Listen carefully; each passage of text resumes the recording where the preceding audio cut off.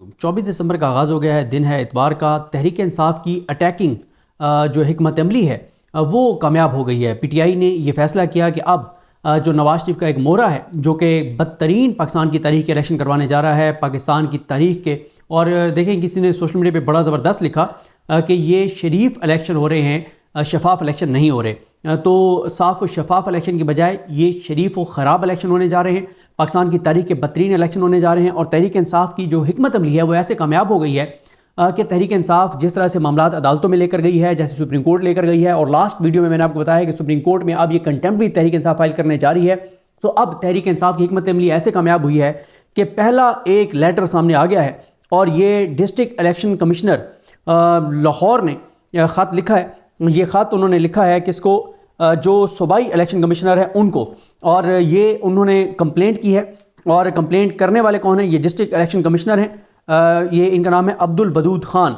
और इन्होंने जो लेटर लिखा है उन्होंने कहा है कि वो बताना चाहते हैं कि जो कानून नाफिज करने वाले इदारे हैं, ख़ास तौर पे जो पुलिस है, उसकी बहुत ज़्यादा मुदाखलत हो रही है इस वक्त।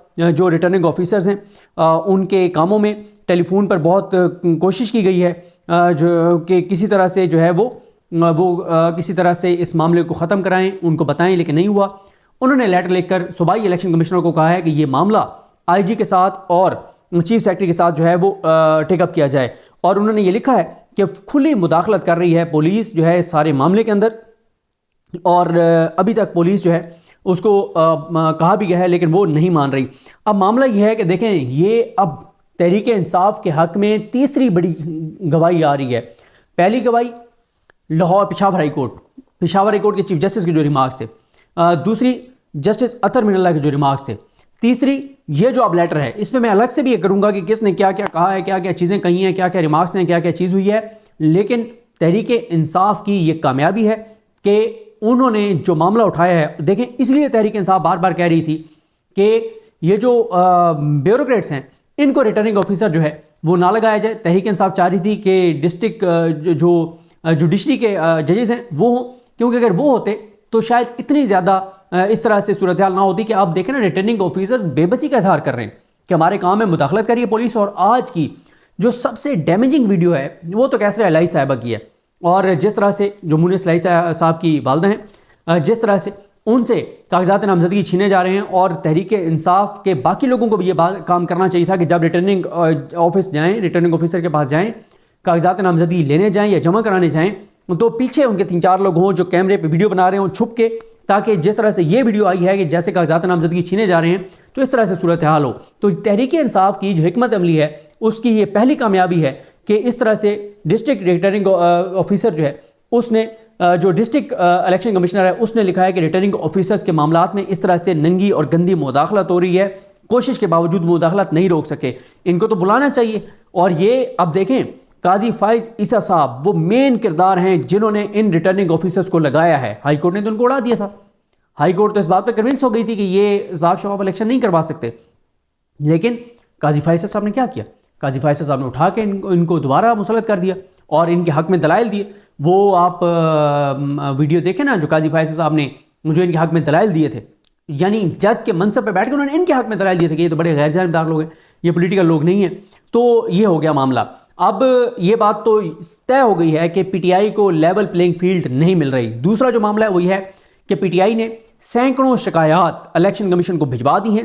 पीटीआई ने तमाम हाई कोर्ट्स में जा रहे हैं, वो हाई कोर्ट के बेंचेस में जा रहे हैं, अहकामात ले रहे हैं, शबीर अली कुरैशी साहब के हवाले से, हमाद अज़हर साहब के हवाले से, मुनिस अलाई साहब के हवाले से, जमशेद दस्ती साहब के हवाले से, इन सब के हवाले से हाई कोर्ट के ऑर्डर आए हैं कि इनके कागजात नामजदगी वसूल किए जाएँ। अब देखते हैं वसूल किए जाते हैं या नहीं किए जाते। आज का दिन जो है वो इंपॉर्टेंट है, 24 जो आज का दिन है 24 दिसंबर का, क्योंकि आज कागजात नामजदगी जमा कराने की आखिरी तारीख है।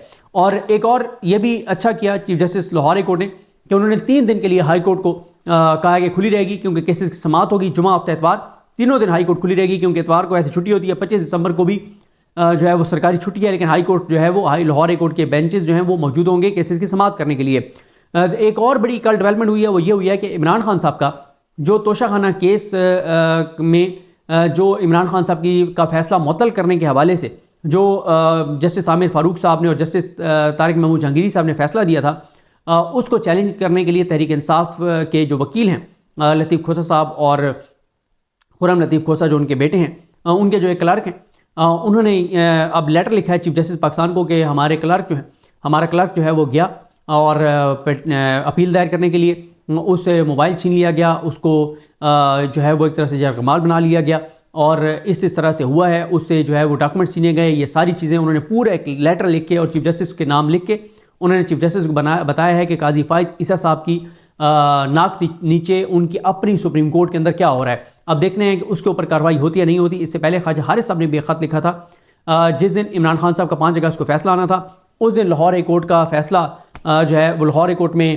جو ہے وہ چیلنج کرنے گئے تھے ہمایوں دلاور صاحب کا ایک فیصلہ، تو اس کو اٹھا لیا گیا تھا ان کے جو کلرک ہیں ان کو، خواجہ حارث صاحب کے کلرک، اور پھر اس کے بعد ان کے سپریم کورٹ میں بھی ان کے ساتھ یہی ہوا تھا۔ سپریم کورٹ میں جب وہ ایک جو ہے وہ پٹیشن دائر کرنے گئے تھے، انہوں نے بھی ایک لیٹر لکھا تھا اس وقت کے چیف جسٹس عمر رضا بندیال صاحب کو۔ اب دیکھنا ہے کہ جسٹس قاضی فائز صاحب اس حوالے سے کیا کرتے ہیں۔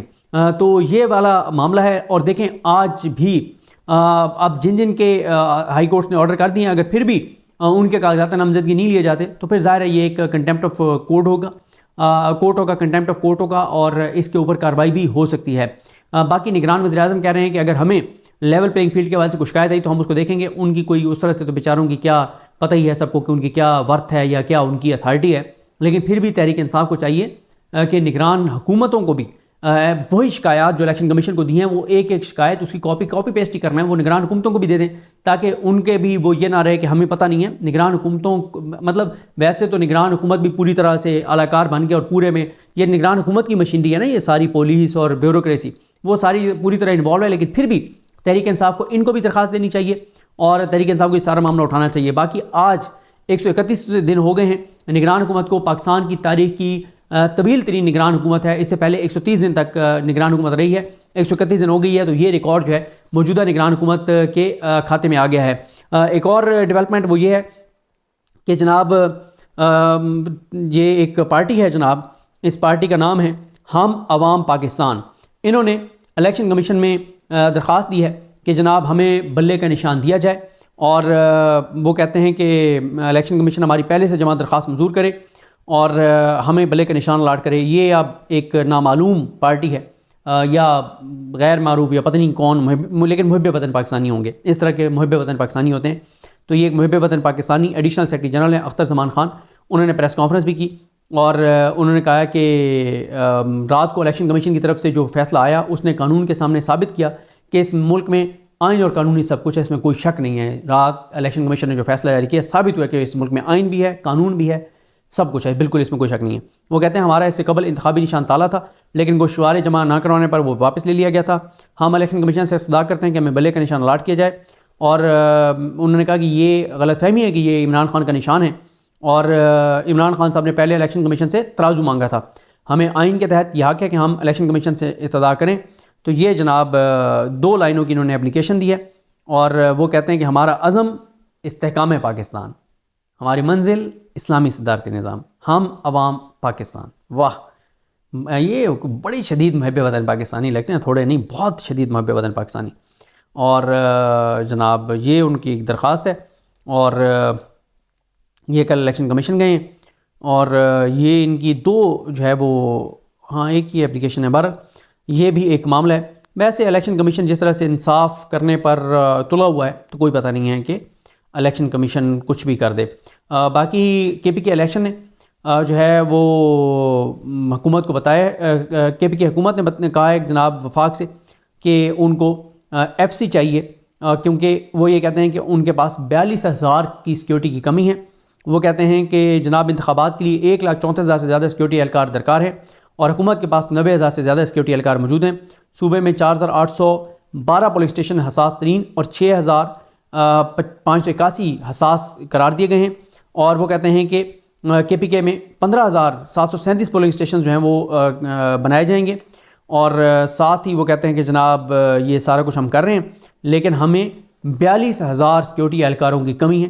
یہ کے پی کی حکومت نے وفاقی حکومت کو جو ہے وہ خط لکھا ہے۔ تو بہرحال یہ جناب صورتحال ہے۔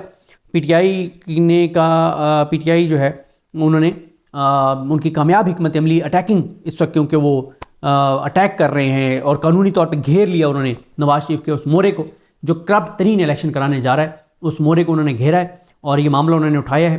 اب یہ جتنے وہ ہائی کورٹ سے انہوں نے فیصلے لیے ہیں ان کے اوپر اگر عمل درآمد نہ ہوا تو ان کے پاس ہائی کورٹ کے پاس بھی جانے کا آپشن موجود ہے.